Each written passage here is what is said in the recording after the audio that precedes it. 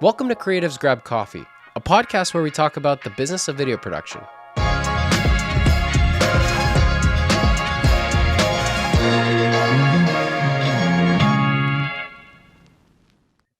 So Brigitte, it's very nice to have you on the show. You are pretty much the first guest of 2021.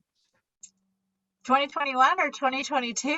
Oh, 2022. Yeah, we keep forgetting that, yeah.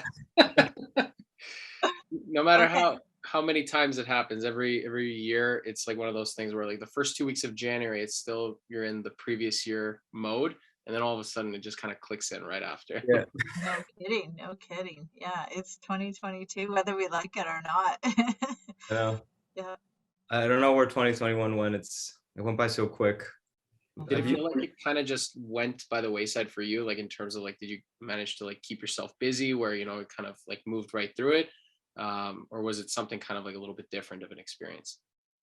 Well, I heard somebody said to me, these days, when I want to say last year, I realize I actually mean 2 years ago because from COVID, I think people still have this idea that it can't possibly be 2 years. Like it can't be 2 years. Like that's crazy. And I think I catch myself doing that sometimes too. Like, but for me, yeah, it's actually been really busy. I can tell you I'm sure everybody has a COVID story, like COVID origin story, but I do. Superhero thing now. My pivot, everybody had a pivot, right? So, for me, basically, so if we rewind like almost 2 years to March 2020, when COVID hit, we were primarily live action production company, like, well, 98% live action. And so I'm sure you guys would agree. That was a terrible month. Like that was devastating. Yeah, the first month or two, I think the first 2 months, it was almost like it was just completely dead. Nothing was happening. Like more so before the pandemic for us, we were doing also a lot of event-based projects. And, you know, as like you said, everyone had their pivot. And so for Dario and myself, it was kind of like leaning a little bit more away from the events, kind of focusing more on branding, corporate, and those types of projects. Yeah, we started the year off really strong as well. Like I remember 2020, I was like, oh, finally, we're definitely not going to hit a plateau this year. That's for sure. And that was just, yep. Because I started the same time you guys did. Pretty much started the same time. No, I was 2017. You said you were 2015? 2014, 2015. 2015 was like official. Yeah. Officially launched. Yeah. But yeah, oh my God, March to I would say middle of July was like the desert. There was nothing in sight. Nothing. The desert. I agree. And like we'll get real right away. But I was like it was hard. I felt really knocked down, like, cause I had worked so hard. And because I started in 2017, you know, 2017 was tough. Like, you know, when you start a business, you're trying to figure stuff out. And like everyone says, like in your first year, you probably lose money, but in your second year, you break even. And then your third year, like hopefully you figured stuff out and you're turning a profit and stuff. And that was me, like textbook. That's exactly what was happening with the company. I was figuring stuff out. Everything. I feel like I'm not faking it till I make it anymore. Like I actually know what I'm doing. And like I had some really good clients. Like I had some prestige clients and that I worked really hard to get. And so those couple of weeks when it felt like everything got canceled all at once. It felt like everything I worked for,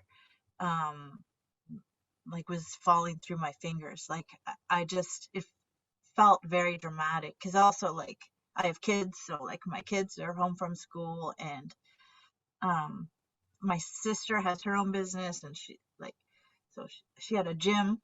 So between the two of us, we were laughing kind of like dark humor, but like we couldn't have picked the two worst industries. Yeah. Like except maybe restaurant.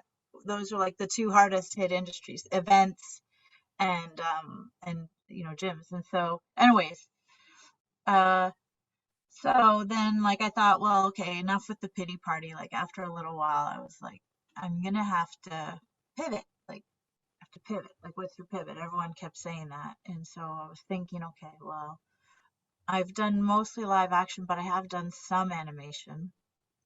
And I mean, animation can be done from home. Animation can be done remotely. And I do have a couple of examples of stuff I've done. I don't really understand animation, but I feel like that's got to be my pivot. Like, and so so that's what I did. I just started business development. I just started networking. I just started asking friends, doing some work for free, doing some work just for cost, like just I had some great friends that understood animation really well and helped me. Um, Carlos Darcy in particular, just really, really patiently worked with me to, like, he created a lot of the animation, but at such reasonable rates and stuff, just to help me understand and get through. He was so patient. I didn't understand what I was asking him, and he was, anyways. That's some good. You find out who your friends are a little bit. Yeah, did you learn animation? Is that what you're saying? Or No, like no, to this day I don't do animation. Oh, okay. Produce animation, work with animation. Right. Is it that much different from live action? Because we've done a couple of animation projects. Like I guess, yeah, the animator does kind of guide you a lot through it. But was there something that was that you learned, like that you had to learn to be able to properly produce animated videos? A little bit, like not as much as some, like not like I understood the production process, and I had worked on some animation projects before, but I mean, I just call it like I had to learn the language, like so I could Yeah. have conversations with animators. There's a lot of learning the language and learning like things like pricing, like schedule, like how long things took to do, because I'm sure you guys would agree, like most clients want things quickly, like they always want things like Yeah. yesterday. And so not to overpromise, like just understanding like how long each phase took. And also, yeah, understanding what I'm asking the animator to do. Like I can pitch something, and what I've learned since then is like sometimes they get mad at me because they're like, "Why did you tell them you could do like that's so hard?" Yeah. So, and now I know when I pitch stuff what's hard and what's not, and the value of. Anyways, so that's my COVID story. I Yeah. just my pivot was to animation, and honestly, in the last 2 years, we've done a ton of anim. Now we're almost flipped around. Like Oh, now wow. we're almost like 95% animation, 5% live action. Oh wow, okay. That's great to hear, honestly, like to be able to make such a huge flip and to be that consistent with it and completely change the business model is not an easy feat. And now you know that, if any other lockdowns happen, you're at least set up so that you're going to be fine for the future. And, it's funny hearing like what you're talking about with, learning the whole animation process. The biggest thing that happened this year was also that Dario and myself also started producing some animation videos for some of our clients because Yeah, same thing, that was a they need. asked for And it. Yeah. the biggest thing we learned in doing that was the importance and the focus of the pre-production. Like with Yeah. live action, there's a little bit more of a leniency where where you have an idea of what to do in the pre-production, so there you don't have to spend as much time because you figure a lot of things out sometimes even within the production process, depending on how big the project is, obviously. But with animation, because it's so specific, and like you said, with pricing, like the day rates and everything, and if changes need to be made, the budget gets inflated. You really have to nail down the pre-production so well that when you get the animation done, it's just minor adjustments at that Oh, point. yeah, totally. Yeah, that's a great point. Yeah, I totally agree. Understanding that process. Um, which is kind of like it's kind of a nice balance, wouldn't you say? Yeah. Like between because as you say, like live action is kind of the opposite, it's a bit more on the fly. And so if you have a bit of both, it's a nice diversity. You can yeah. So anyways, but there's clients that want both within the same video, right? Live action and animation. We've done a couple of those, and those are really cool too. So the ability to offer that is really neat. You had, when you started off, you had 95% live action, and now it's flipped the other way around. Did you end up getting like a whole new set of clients for that? Because okay, so your old ones are pretty much. Well, I mean, again, you might agree. Well, with events, there's recurring. Like we always joked, like we don't do weddings because they're not recurring. At least if you're doing it right, they're not recurring. Yeah. But most events, like they're, you can go back. Like if it's a conference that happens a couple times a year. With corporate video, which is a lot of what we did, and when we're starting out, we have mostly small clients. They're one-offs anyways. They usually don't have enough of a budget to do more than say one video a year. So I didn't lose any clients, I don't think. Maybe at the very beginning, we all lose a few at the beginning because we Yeah. don't know what we're doing. But I've had my live action clients. Some of them, and we can do we still do live action. It's more COVID that stops us. We had a pretty busy summer live action. And then we were shooting, we were back on set for the last couple of months, right up until I guess mid-December. We were shooting a lot, so we do still we're back a bit, but now we're this is Ontario for anybody that's watching. Ontario, so we're like the most. Did you know we're the most lockdown city? We've endured the longest lockdown of any city in North America. I think it's in the world, actually. No, It could be in the world. Yeah, think it's in the world, yeah. I Yeah. think Quebec is even worse. Well, I was just talking to a client in Montreal today. I had a video call with Montreal, Ontario, and then Florida. And Okay. so Montreal we were comparing notes, and they were saying, I think we're heading towards you guys, being most locked down. And then the client in Florida said, and I'm coming to you from Florida where there is no COVID. Yeah, a similar thing happened last year. I think early or like around January, February, one of our clients who predominantly does a lot of events wanted to do with their clients some kind of like interview videos, like typically what you would do it in live action. But because of, the restrictions of COVID and everything, and not to mention a lot of the interviewees were in the States in different cities, we ended up doing it all over Zoom. I don't know if you have had any projects like that as well, where literally we were hopping on calls every other day, interviewing a different person from a different city, like you said, and we were comparing notes of, oh, so how are the restrictions in your city, compared to ours? It was such a culture shock almost. Yeah, even. yeah. No kidding. Yeah, it's crazy. Yeah. So anyways, yeah, I think that the question, sorry, I think your question, did I answer your question? Well, yeah, I was like, I was asking if you also had similar types of projects where like you were doing kind of like the live action element, but adapting it to the COVID model, incorporating Zoom a lot. Like there was so much Zoom happening last year, especially in 2020 as well. And I feel like everybody just got Zoom burnout, as they call it. No kidding. Well, have you guys had anybody direct remotely via Zoom? Because we've done that a few times. Yeah, I did. Yeah, freelance for person I know, and there was the director was on Zoom, and he was just kind of overseeing everything. It's a little weird though. That's interesting. Yeah, it's a little strange. I don't think it works that well. We've had clients over Zoom, which seems a little bit more normal because like some of them are in Montreal. Yeah. They want to see what's happening. At the very least, they're there observing, and we're doing the project exactly how they need it. And then if we ask them if they want to chime in, if there's any little adjustments they want us to do. But directing, not so much. I haven't experienced that yet. Yeah, it's happening more and more. Yeah, for sure. Are you doing a lot of that as well, or is it kind of like you're basically overseeing everything in your projects?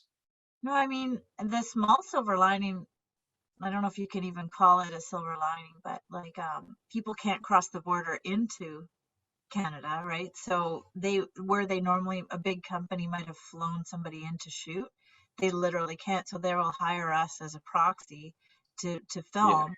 But they want to be considered the director or producer, and so sometimes we're only shooting a part of their wider videos, and so they very much want to be present on Zoom before, and I mean they're literally like, okay, move the light 5 inches, okay, now sit, now like they're directing, like they're telling the subject like, okay, move back, now move forward. like a lot, man. sound It's a lot check, for like managing. they're directing, and we're just Wow. kind of there.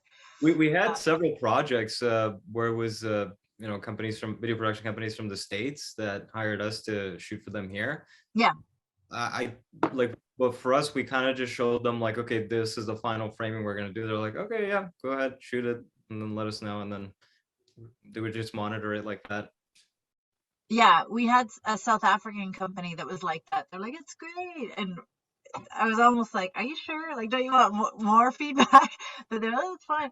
But I find some of the American ones, no, they're very like very precise and want to be very very present, because they hate that they're not there. They hate it. So Yeah. Brigitte, why don't you just tell us a bit about how you got into the scene?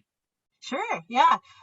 So I worked in the film and television industry for a long time, and I just always had a dream, to be honest. I just always wanted to have my own business. And the truth is, I just was a little chicken. Like I'm by nature not a risky person, and um, I worked. I had the golden handcuff or whatever. Like I had a good job in production, and for a long time, I just kept it as sort of like a dream. And I always thought, well, if I got laid off or fired, like I would start my own business. And then the kind of the joke is, well, I never got fired. Like, it didn't work out. I didn't get fired. And so then I had a bit of a little health scare. And when that happens, then you kind of realize like life is short, and you realize that there's a possibility you could have big regrets if you don't try things. And so basically I quit my job. I quit my job one day, and I had some idea of a business plan. I did have a business plan, but I also just kind of knew like if I don't do this now, I'm never going to do it. And it was a super, super scary day. Uh, but I figured it out. I just figured out. I never looked back, and I am glad that I took that chance. I think you guys would agree, kind of like if you're still Yeah. doing it, that entrepreneurship is just kind of better than being an employee. Well, yeah, like it was for us, we started the company while we were still in university. Dario and I actually went to school for business, not for film or Okay. anything. So, Yeah, I was on the business side of production. So yeah, right. my background's business too. Yeah. Right. Yeah. But like him and I had a lot of passion for filmmaking and television and things like that. We didn't know where our direction will go, but we knew we wanted to start our own production company Cool. and just kind of take it from there. And so as soon as we graduated, we just stuck with it full time, and that's been it. Like aside from working as tellers at the banks during our uni days, we haven't had like one of those types of formal I had jobs. the 9 to 5 experience. I just had Rogers, CIBC teller, and that was it. And I was like, I don't think this is for me. Yeah. That's great. That's great. It's And a then grind. It's a grind though. Like don't get me wrong. And I'm sure you've already experienced it yourself as well. Like the first few years, you don't know really what's happening. For us, it might have been a little bit of a longer burn because we were still learning the industry too. Ours was like what? Like we really didn't know what we were doing till the pandemic happened, and we kind of just sat down and did a complete audit, and we're like, oh Yeah. yeah, what are we doing? yeah, yeah, but having the business background is pretty key, right? Because like y- so did you go to business school and also go to film school? Like how do you know to hold the cameras and stuff like that? uh, Kyrill actually did it as a hobby, and I learned off of him. Oh, So okay. he learned off of Self-taught. us. So Self-taught. Yeah. Like, I guess YouTube taught us. Yeah. Yeah, we call it the tube of you. Yeah. oh, Yeah. I You like went to the that. tube of you. That's a good one. Yeah, It's the yeah, new yeah. film school now, to Yeah, be no honest. kidding. No kidding. Yeah. I thought about doing film school because when I decided to jump into video, because I jumped into it for a little while before Dario did, and I was trying to think to myself, I'm like, okay, should I drop out of business school and then do film school, or should I just stick with, because I was halfway through my degree at that point, and I was thinking to myself, should I just finish it and then see what happens afterwards? And I heard that film school, a lot of them are just, it's a lot of it is a waste of time, and the most important stuff is like in the last 6 months of the whole 4-year program. And I we were thought that already was doing ourselves, so exactly. content creation we were doing ourselves at that point. Yeah. And it turned out to be a blessing in disguise because while we were there, no one else was doing video at the business program. So everyone came to us at that time. And that's how we built our first very quick portfolio, I would say. Oh, that's so great, you guys. That's awesome. And it's awesome that you found each other, that you both had sort of relatively similar goals, like if to partner together. Yeah, that worked out well. Yeah. So far. Yeah. You know what's good? The good thing you did though is you actually created a business plan at the beginning. We never did that. Like, did that actually help out or no? No, it was more just to convince my husband that I wasn't doing it on a whim. Like I was like, I have a business plan. No, it does help a bit. And I don't know about you guys. I would be curious to know, like at the beginning of each fiscal year, or like as each year kicks off, do you like do financial projections? Do you like revisit? Do you do SWOTs or anything like that? Or you're laughing? No. Because the first few years, it was nothing like that. And I think 2019 was when, like, 2019 was around the year where we actually started to really like get more focus into the business and things were starting to be on a growth trajectory, which was nice.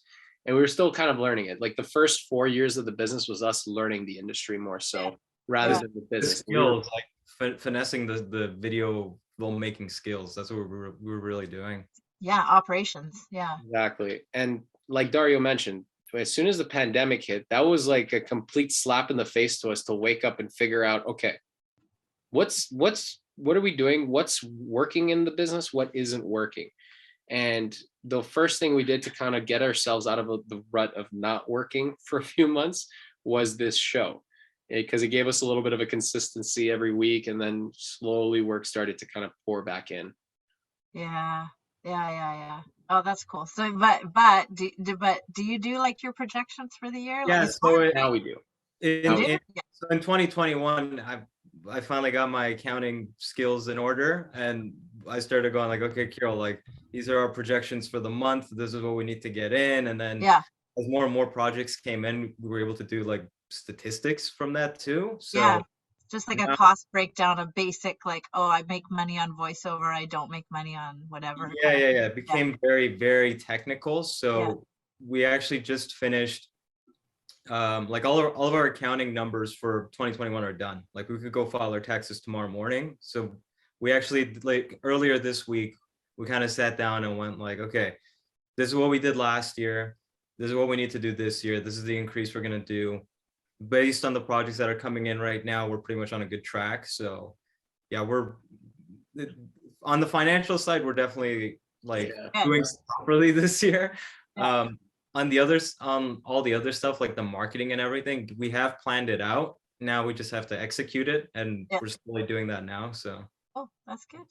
Did you start right off the bat doing all those like financial projections or marketing plans, or did you just kind of same thing? First year was completely just trying to figure out what your model will be, how you will pitch to clients, or like I'm assuming it's just you, right? That's running everything. Yeah, it is now. I used to actually have a business partner, but she was my business partner for like less than a year. And then entrepreneurship is not for everybody. And she knew pretty quickly that it wasn't for her. And now she works at a bank. So I think she's. Was she your friend, or was she like someone you knew that was kind of in the same boat as you were at the time? Well, I guess I would kind of say luckily she wasn't my friend because then there was no rupture of a like we it would have been more awkward, but at the time that's why I was curious about you guys, because for us I had the business side and she had the technical, so she could shoot and edit and I couldn't at all. Very good. So that's how we started out. It was great because she did all the shooting and editing. She just didn't really like the running business part and being an entrepreneur wasn't really for her. Yeah. So, how long did it take? Oh, you said a year before it broke down? yeah, Less than a year, yeah. But I mean, I think we kind of knew, I think earlier than that.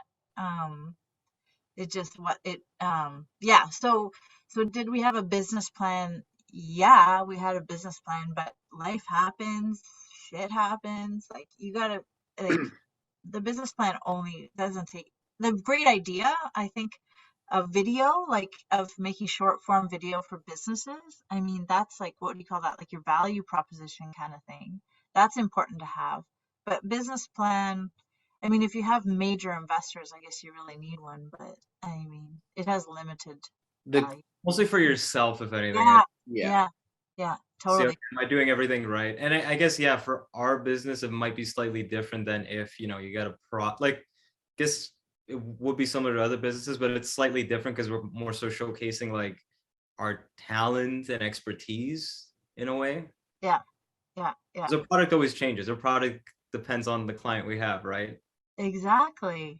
I know. And you just kind of find your way and learn from each different project. That's kind of how I evaluate projects. Like sometimes, I'm sure you guys would agree, like pricing is tough, like because you hate losing work because you overprice stuff, but then you got like you also have to try and make money and build the business. So finding that sweet spot, I find, Yeah. is super challenging.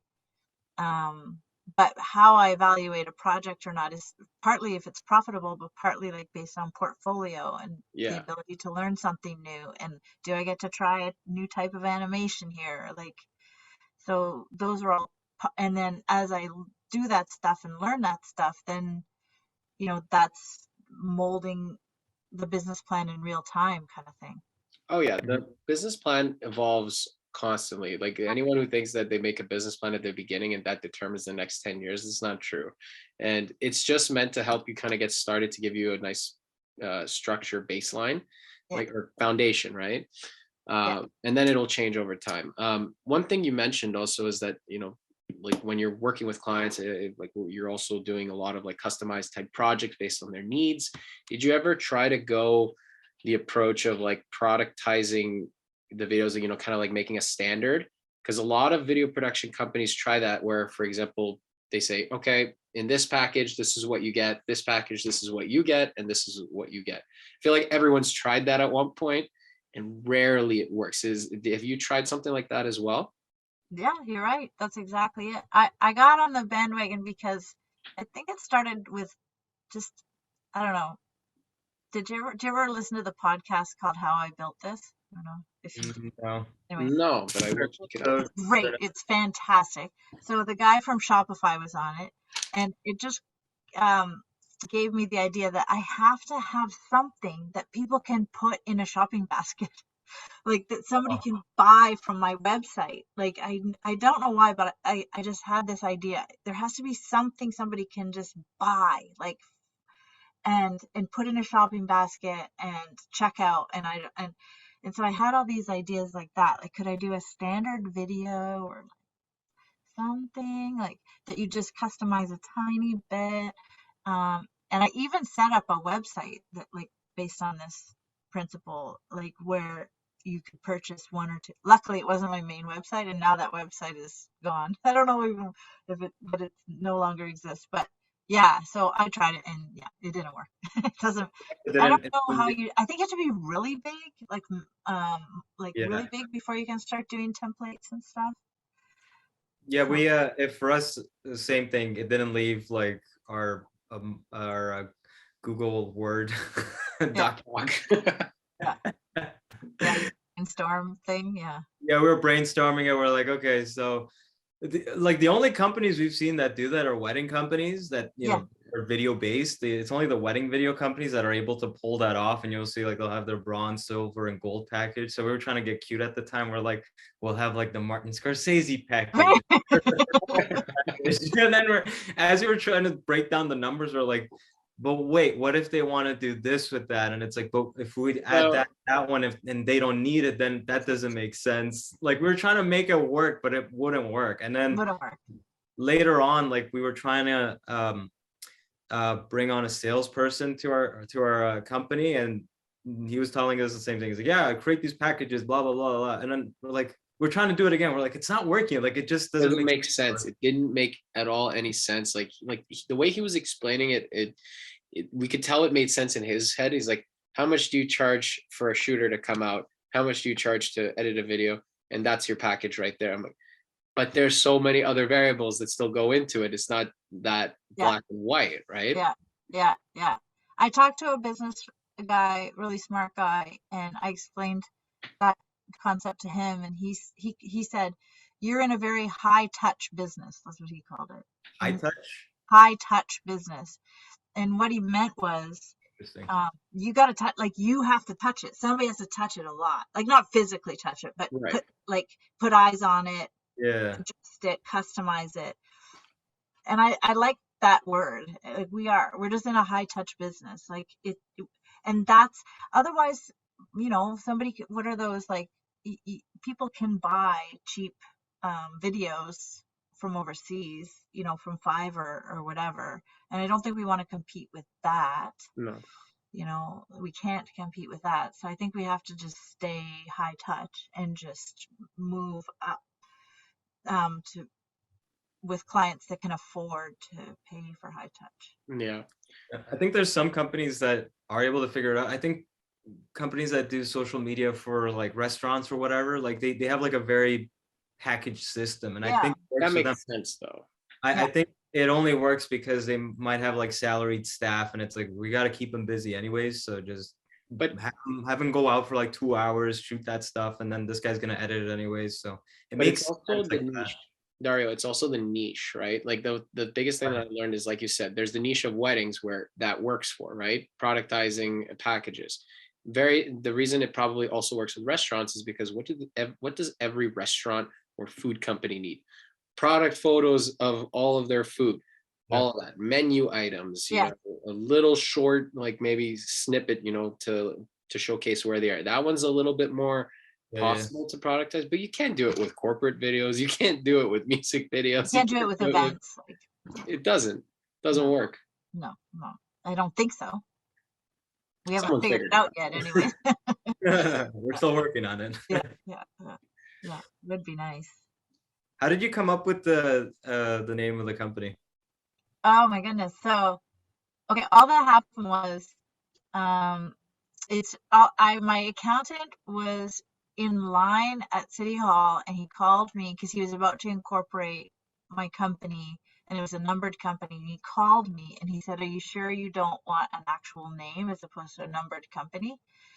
And like as quick as that, I was like, okay, well, I know you should have your business start with one of the first letters of the alphabet.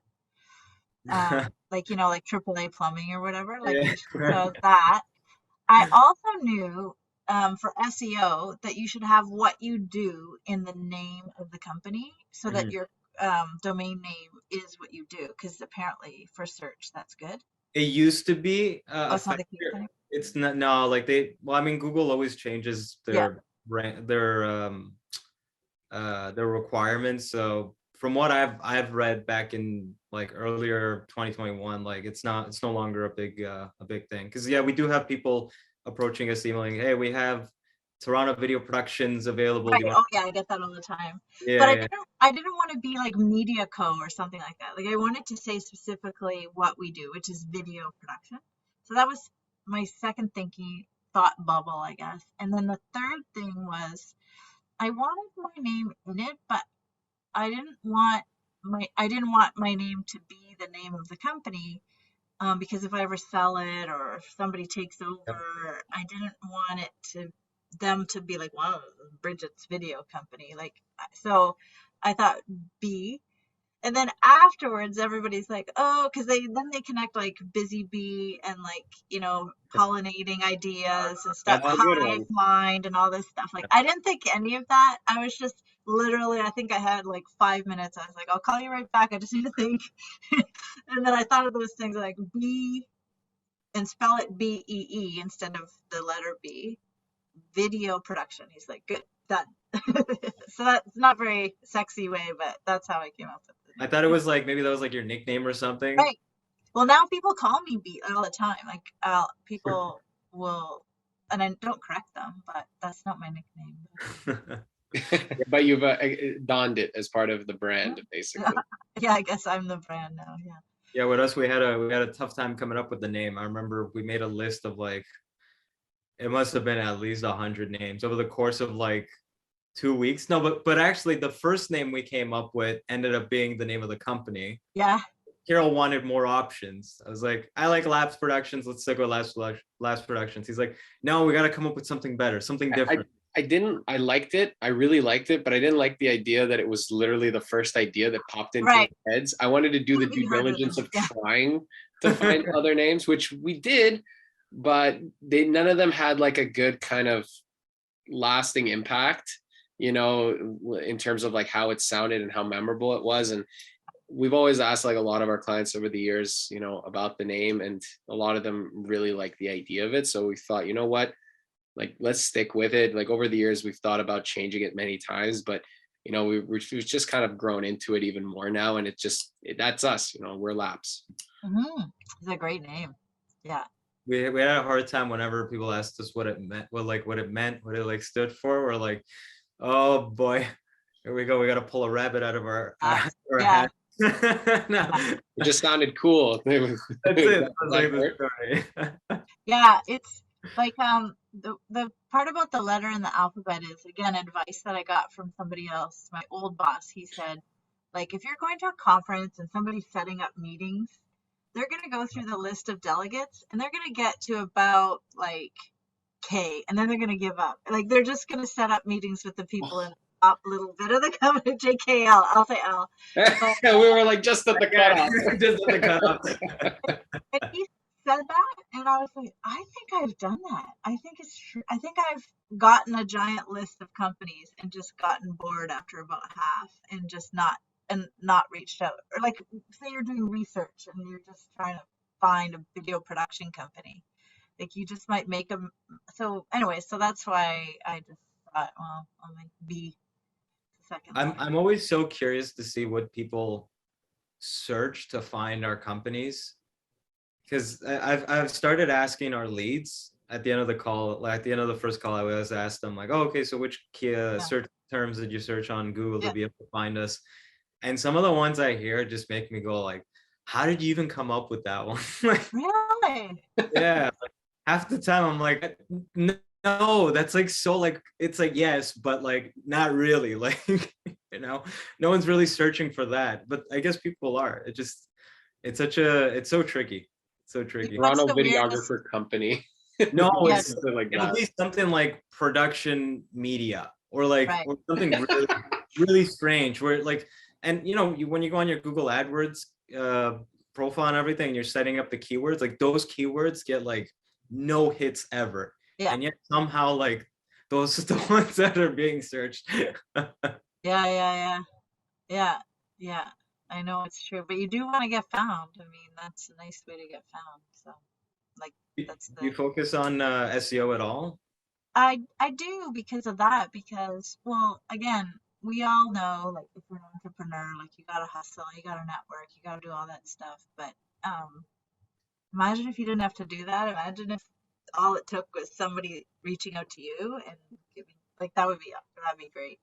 And Yeah. so I definitely dabble in SEO, and I understand, like, I say I do more than dabble, but I understand like most of the things that get you up there. And I try and focus on them, but not obsessively. And I don't spend a ton of money doing that. But what about you guys?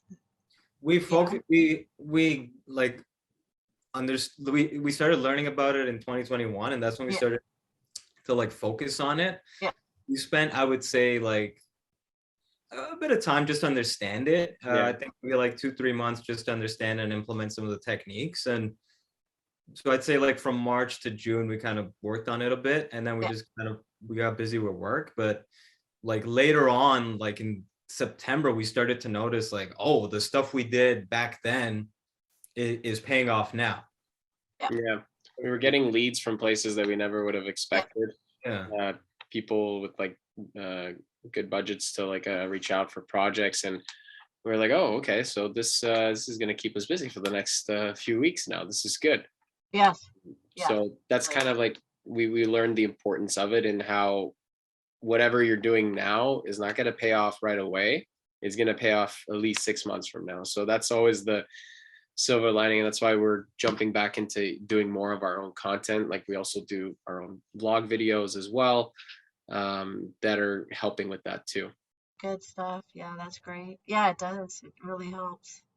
Yeah, going back to the SEO, like I remember when we first started it, based on what I was learning, I was telling Kyrill, I'm like, look, it's gonna take a lot of work. Maybe in like 1 to 2 years, we'll start to see like uh positive results out of it. And it was like, no, it's like right away we started to notice like a quick turnaround.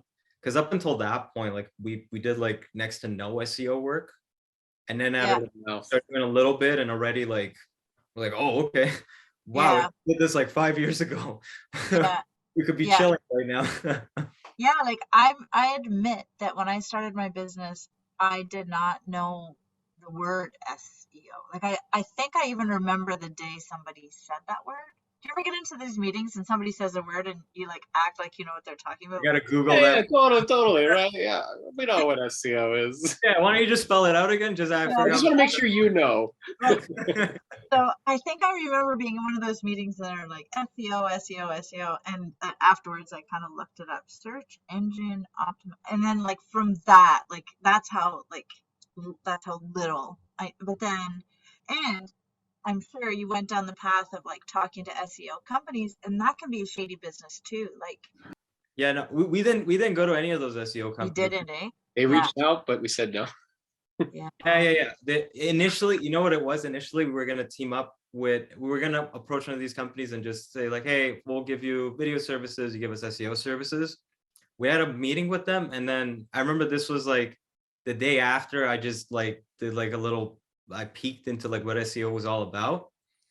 And the stuff they were saying, I was like, from what I read yesterday, that's like outdated stuff already. I was like, I don't know, Kyrill, let's just try it out ourselves and see how it is. And it's really not complicated. It's just time consuming. that's Yeah. That's all it is. that's right. The thing that I learned, a lot of people say when running a business is that you need to learn to delegate, which I agree. You need to learn to delegate in order to expand and grow. But I feel like if you're running your own business, you need to be able to step into whatever role is Yeah. required. You need to know that side of the business so that when you bring on people, you Yeah, can show them how you do it, yeah, and then they can handle that aspect of the business. If like people think that you can go into business and then bring on other people and then that's it, you don't have to worry about that and or anything else, but learn it, get people that are better than you to execute it, and then that's how you will find success and expand. yeah. I couldn't agree more. I couldn't agree more. Like, and for me, that means like I had to teach myself painfully how to use After Effects and Premiere Pro and a Yeah. camera, like so that I can shoot, edit, and all that other. I can do tiny effects. I never, which is good, I guess, in a pinch. Like I could go in and fix something if I had to. I Exactly. do have the software on my computer, but more importantly, as you say, you then understand what you're asking of somebody else. And that was my hugest learning curve with animation was I didn't know what I was asking and I hated that feeling.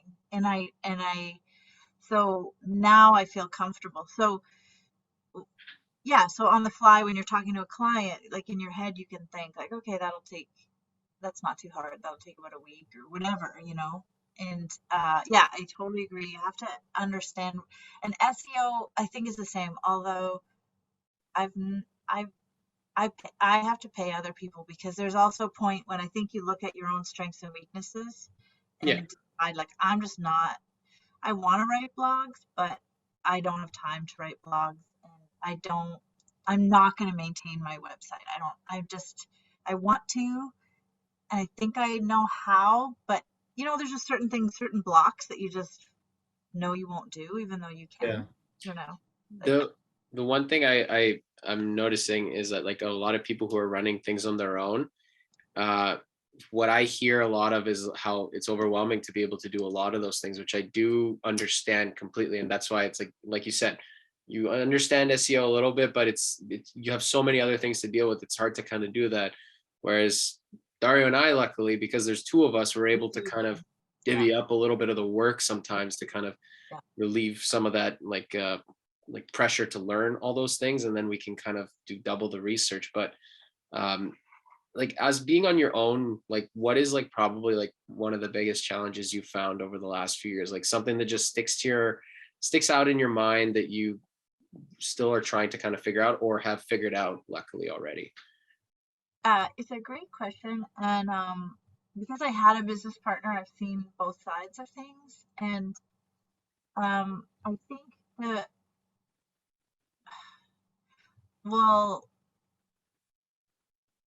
like it's hard. I mean, it's harder to grow the company, I think, when you're on your own, because yeah, because of just what you described. Like you guys are you can divide and conquer, and you have aligned goals and stuff like that.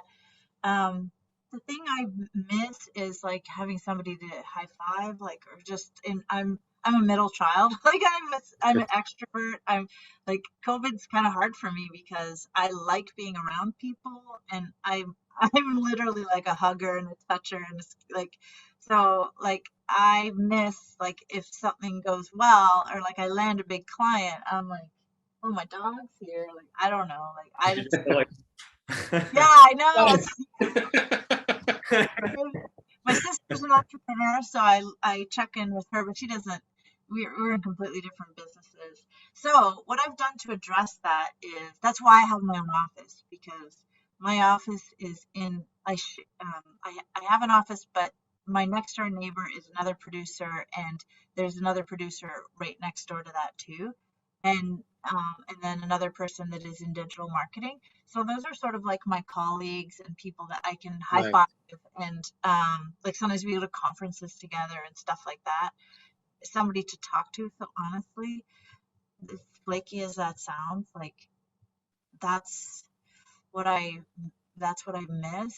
Um, but the um, the nice thing is, like, if I have a gut instinct, or if I have a feeling about how things should go, I don't have to explain it to anybody, which mm, is pretty nice. And I've found that my gut instincts are, they they're okay. Like, they seem to work. And so um, sometimes I can just fly at my own pace. I can move really fast. Um, so that's cool. But yeah. yeah, luckily Kyrill and I are always on the, mostly I would say like 99% on the same page with most of the stuff. So it's kind of like, oh yeah, like I have this feeling about that, and it's like, oh yeah, I had that too. I was like, okay, cool, let's let's go with that. Yeah. We shock ourselves sometimes when we're already on the same page of stuff. We find that a lot of the sometimes we're arguing about the same thing but don't realize it. And Yeah. so at one point I'm like, dude, we're saying the same thing just in our own We're way. having a violent agreement, they say. Like, Yeah, exactly. yeah. He Exactly. changes the words. Like I'll say something and he'll rephrase it, but it's rephrased improperly. So I'm like, what are you saying? That's the opposite of what I'm saying. Yeah. No, like a lot of it is the same. But anyway. Yeah. Well, I'd totally check out how I built this as a podcast, because that's one thing. Because a lot of these big, successful businesses, they almost all are like two or three or four people that have built the company. I mean, there's lots of people, Yeah. but there's a lot of partners that have built great companies. So it's a cool podcast. It's very reassuring to hear other people's struggles and Yeah. stuff. That was kind of like one of the other things we kind of put this together, is to, like, during a time when no one went out, when no one was working, people can kind of get together and just share and discuss ideas. And one other thing, you mentioned how a lot of big companies, the reason they're so successful is because of how many partners were there to build it. I noticed, or Dario and I have both noticed that as well, but we noticed also that a lot of these partners also had their own careers before starting the business, right? So they Yeah. kind of had a lot of experience already kind of going into it, whereas Dario and myself, we kind of went from school. So we were learning as we went. We didn't have a background to lean on or anything, right? Well, I'm right now listening to Spin Master Toys on how I built this. You know, Spin Master is like one of the biggest toy companies in the Okay. world, but they're from Toronto, and they started right out of university as partners. Oh, cool. Oh, Yeah. what are they called? Spin Masters? Spin Master, yeah, like Yeah. they did Bakugan, if you remember that, and they did Oh, yeah, which is funny. Which game? Which toy? Bakugan and Air Hogs and Air Hogs. I remember I that. remember air hogs. Wow. so I think they went Last to Western and they both went to Western and they like it's like similar to your story. They came right out of Western and just kind of faked it till they made it. They didn't real and but just built a huge empire eventually. Huge. $1 billion. Yeah. yeah. Hey, Bridget, did you incorporate when you start, like right at the beginning or after you got to a certain um like Yeah. grossing? Like how did you decide when to do it? After 1 year. After I 1 year, you're like, I'm gonna incorporate that like that. What was the reasoning for it? uh the reasoning was I was like I didn't know anything. I wasn't I just well, I guess the reasoning was fresh start because Sarah, my business partner, had moved Oh, on. So I was like, I'm definitely going to do this. I'm not going back into the workforce. So I'm incorporating the company. Like I renamed the company so it would be um like it was just a way to like solidify and like move forward as like I'm I'm going to do this and this is going to be a big company someday. So I'm going to start from square one now. Incorporate a company, like get an accounting firm, like get all the things that I need to do to properly build. That's when I kind of really started trying to figure out SEO, like do some marketing. Yeah. yeah, we're thinking of, we haven't done it yet. I remember earlier on, like our accountant was like, when you guys get to this amount, then do it. Oh, you Uh, should incorporate because you can. Yeah, you're not incorporated. Not yet. Like this, based on our numbers last year, we should have done it, but we just kind of wanted to see if we could replicate last year's results a little better this year, just to make sure. But I don't know. Like we're thinking about it. I know it's going to cost a bit more to do it because right now we can kind of just do it ourselves. But I think if we incorporate, we'd have to get like an accountant for like a Yeah. Yeah, CPA to do it and everything. yeah, yeah, I There's yeah, think a liability thing, right? Because like well, if we incorporate, we have limited liability. That's yeah. one of the positives, and then We are also, planning to do it probably by at the very latest by next year. This year was more so about starting to learn about the ins and outs of it yeah, and finding the right type of accountant or the right accountant going to help us learn about it and how to properly do it. yeah. And like we're in the midst of like a few big projects at the moment, so we have to wait a little bit on that. But as soon as we have a little bit of time, that's probably going to be like one of the first things we do because, like Dario said, we managed to do it last year. We're all good. So now it's time to start getting that process going. Like I don't really look for government grants very often, but I did get one from the city of Toronto just during COVID, like a retraining grant or something like a oh, digital okay. thing. And you can't, I know you can't get grants unless you're incorporated. Um, there Oh, are some That's a good small, point. yeah, there are some small grants for rebuilding after COVID that, if nothing else, like the city of Toronto offers some pretty good ones. oh, Um, Didn't know that. Wow. yeah, Dario, we yeah, got I to think get you on have to that. be incorporated. Yeah. So I was kind of, okay. I did it and then not exactly knowing why or how my accountant said I should and I trusted him. But then looking back, I look back on it and go, thank goodness I did. Thank goodness I did. Oh, okay. So you don't look back and say, I could have waited a year or two. You're like, no, it's good. I did it right off the bat, huh? Yeah, and even there's like an optics thing about it, a small optics thing, like when you're, I don't know, filling out forms and stuff, and it says like, I don't know, it just says be video production Inc. I don't know, just Yeah. you look more professional. Like I don't know. I'm definitely glad I did. Interesting. Yeah. One question we've asked all the other people in the past was like, what was one moment you had in your business that kind of launched you to like who you are, like what your company is today? Because everyone we talked to in the past, like they always had this like one interesting moment that kind of allowed them to expand and become like, Like a turning point. yeah. A turning point. Uh, well, Like a turning point. I guess I would say, actually, I wonder if I would just say like when I incorporated my company as Yeah. and gave it a name. Uh, and like that was a bit of a turning point. I think, well, I guess I could also say COVID was a turning point in getting into animation, like Yeah. pivoting. I guess I'd say I'm kind of proud of myself for rebuilding, reinventing. The company is an animation company, so like that could have been a turning point. And then yeah, I guess I'd give those two things. I think it could be that incorporating was bigger than I really have considered before, because all of a sudden it felt real, like more real.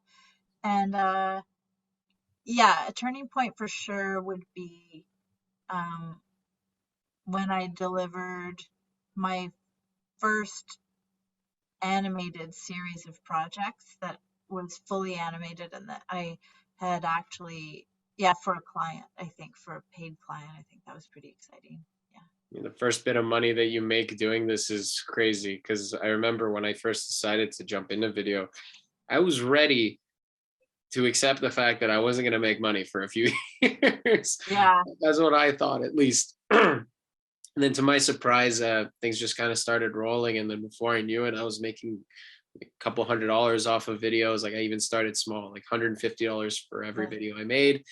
And then it got more and more. And then we started laps. And then, it just, with every increase, it was just like, wow, like this is actually happening now. This is kind of crazy. They never expected Yeah. it to get to this point so soon.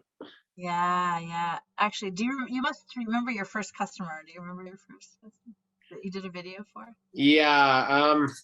My first good paying customer was this student group at our university, where they were like this big events group, and they had a big conference every year, and that was like the first one that took the chance to pay me.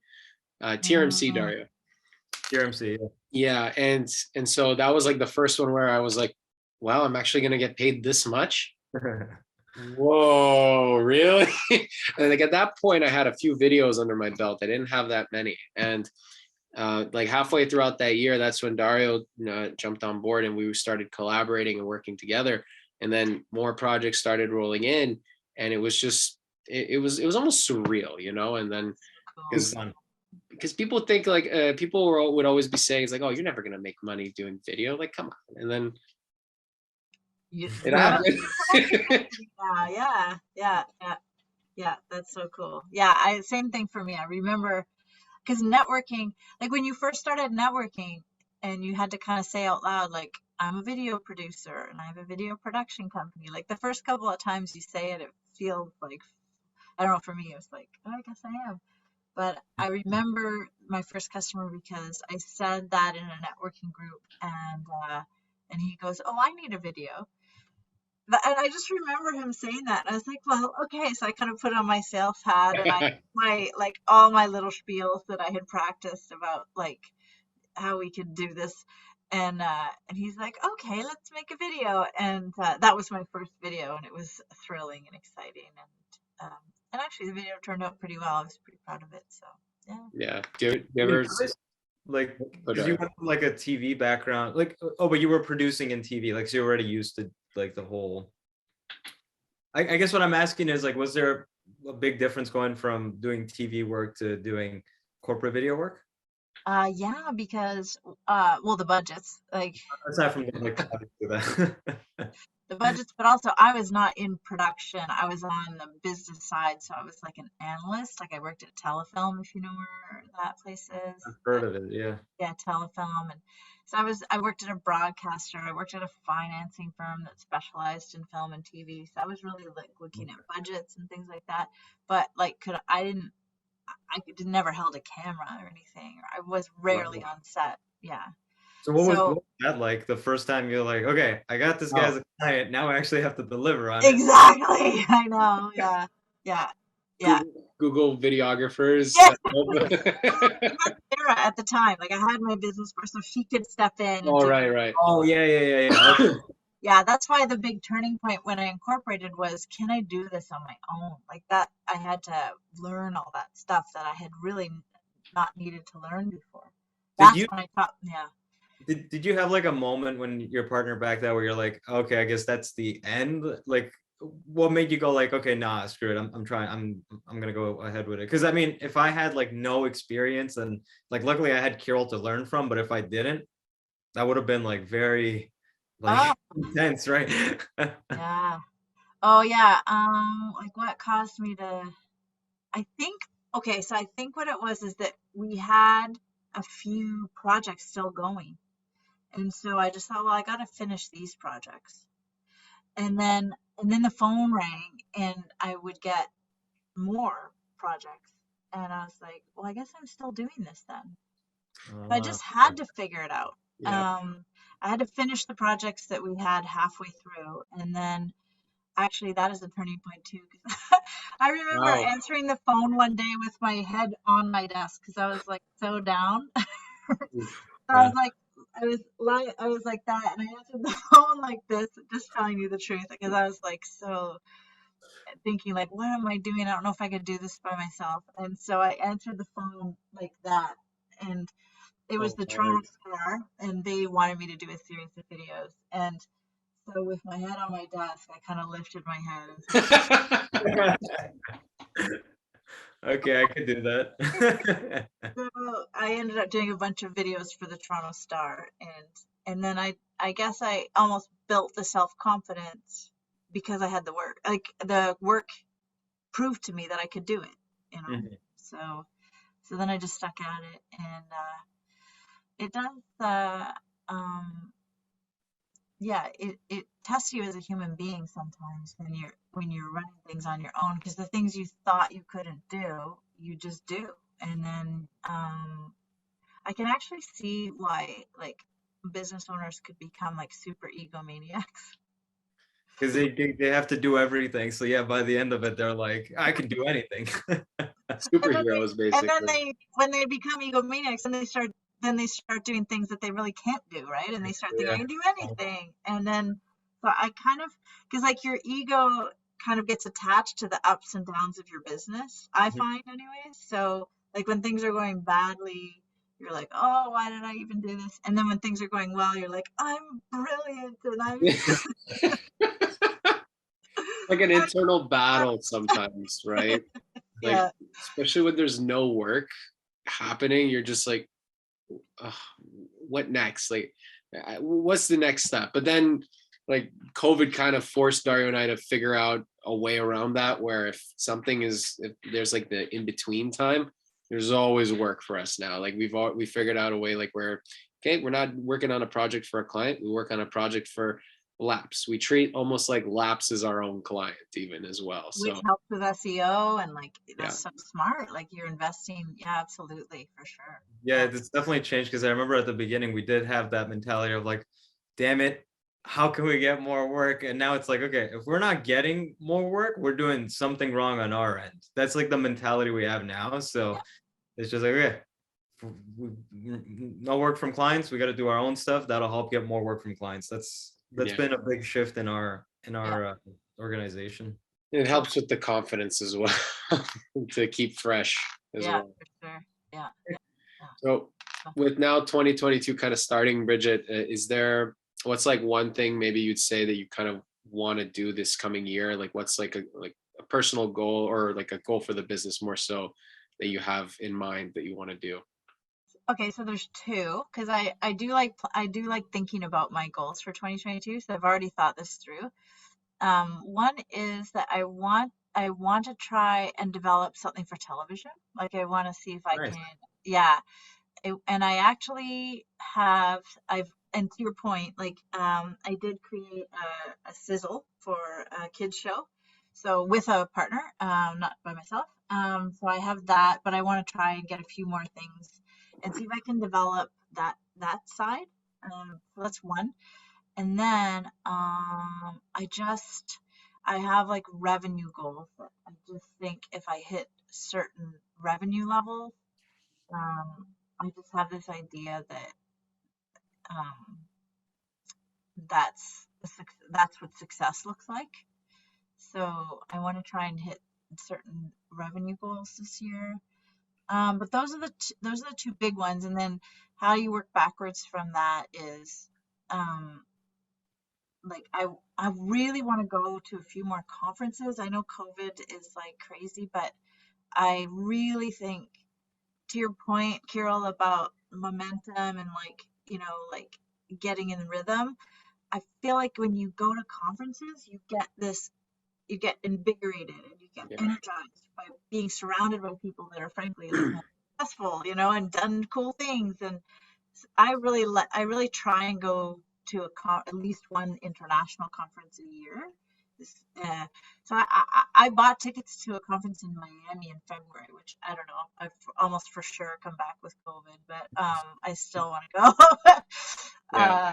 So yeah, that's kind of a goal that I think will help me like get.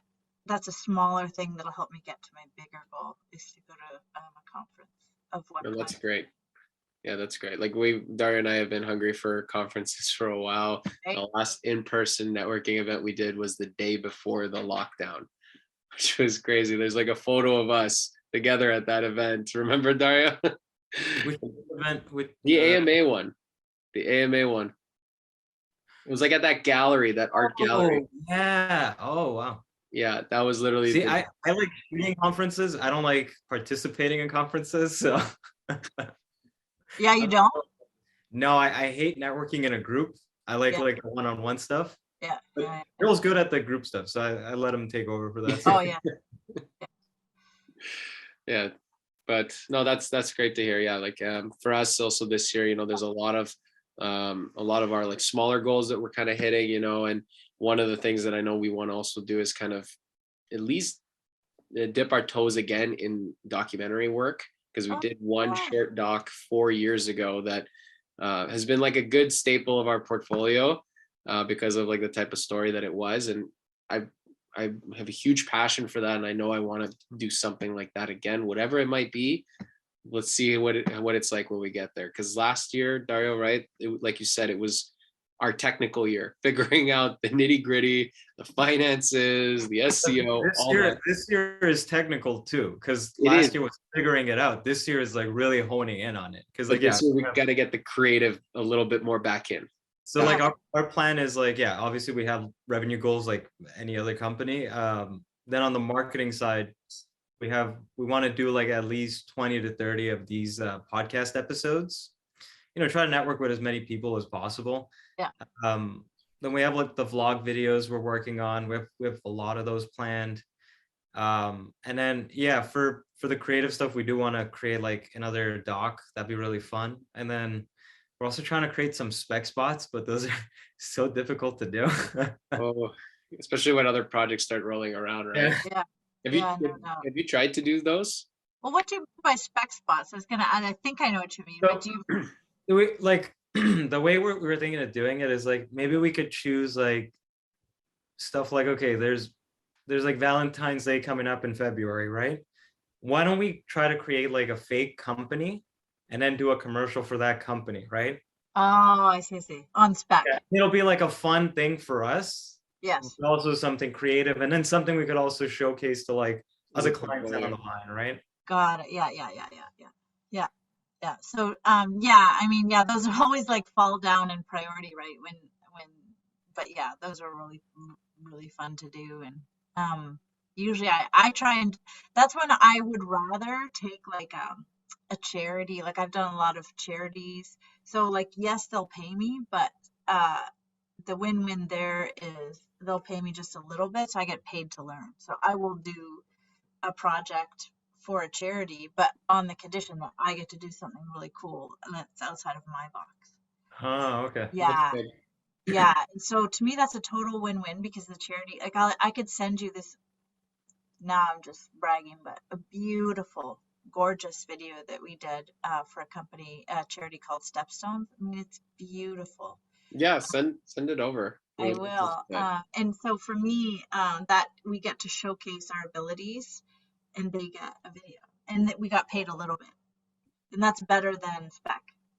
Yeah, we were planning something similar in I think it was 2020. Because what we started back then was we called this program 5 for 5, where we donate 5% of the profits to 5 different charities that we chose. Yeah. And then I remember getting in touch with them and saying, maybe we can help you guys create like a video or whatever, because that was our initial idea as well. It's like, okay, we get to like flex our creative muscles, and then they also get something valuable for them, right? But yeah, COVID like really slowed those plans down, because we were actually like supposed to do some stuff, and then they had like more restrictions, so it just kind of got sidelined, and I guess I got lost. So I guess I should probably reach out to them You again. should, and just tell them like you just want to cover your costs. So like you shouldn't do it for free. But and because most of the charities do have budgets and they have grants, and some of them have significant grants that they have to spend. Like so Okay. they don't even, they're like, I need to spend this on marketing, so you can, it's all your, like I've had a couple of charities that actually have like I won't name names. I can tell you after the podcast. For sure. A couple of charities that actually have a significant amount of money that they have to spend on marketing, so it may as well go to you, kind of thing. Yeah. That's interesting. Do you have it? What's your outlook for the industry in 2022 and beyond? Oh my gosh, you guys, like we're in the right industry, right? Like Yeah. we need to get past COVID, but like what's anybody doing? What's anybody doing but consuming video right now? Like what's any like that's kind of my pitch line a little bit, is like text is going to be dead soon. Like this is not my pitch line, but between us, like people are going to stop reading, I think, in our lifetime. That's what I think. People and our brains are literally being rewired right now because of COVID, where all we want to do is hit play. Like, don't make me read anything. Show me. I'm not reading a blog anymore. I don't want to know about, I don't want to read about your team with a still photo. I want a video that just tells me who works for you, what your values are. Like, I just think that's the future, is people want to hit play and they don't want to read. And so every piece of text that's out there eventually will be transformed into video. And so like we just need the crumbs of that. It's like we're definitely in the right industry, and just stick at it and pivot your business model so that it's like, so that you're figuring out what your little niche is and what your piece of that massive pie is. But that's my outlook. It's super rosy, of course. Like, how could it not be? It's super rosy. You just have to find your particular niche and wait out this little bit of nonsense that's happening now with COVID. I think that actually helped, if anything, because I guess it showed companies that were kind of dragging their feet on video and just video marketing in general. They're like, oh shit, we can't do that anymore. How we can't invite people to meet in person, so we actually have to create some online content for them. So I think accelerated it. Yeah, I mean, I like to say, like, video marketing is just marketing. Like, there's no you don't even need to put the word. You have got to use video to market. Well, it doesn't matter what industry you're in, like post-secondary, whatever. Like every industry, marketing is video marketing. Yeah, no, I completely agree. So 2022, the sky's the limit. It's January right now, so let's see what we all create over the next few months, over the next year, and we'll keep in touch, obviously, and see how everyone's doing. Well, guys, I had so much fun. Oh my gosh, I hope I didn't talk your ears off, but you guys were lovely. No, it was great. It was a great conversation. Yeah. No, like I honestly, like, thank you so much for jumping on with us. And I feel like we got to discuss a lot of things that a lot of people are also thinking a lot of the time, and then like that's the other point of the show, is to kind of show that not everyone's alone, especially for those other solo entrepreneurs where they're like, am I the only one dealing with these challenges? Or no, it happens to everyone. You just gotta grit your teeth and push through it, right? Yeah, for sure. Yeah. Cool. Well, thank you. Okay, thank you, Brigitte.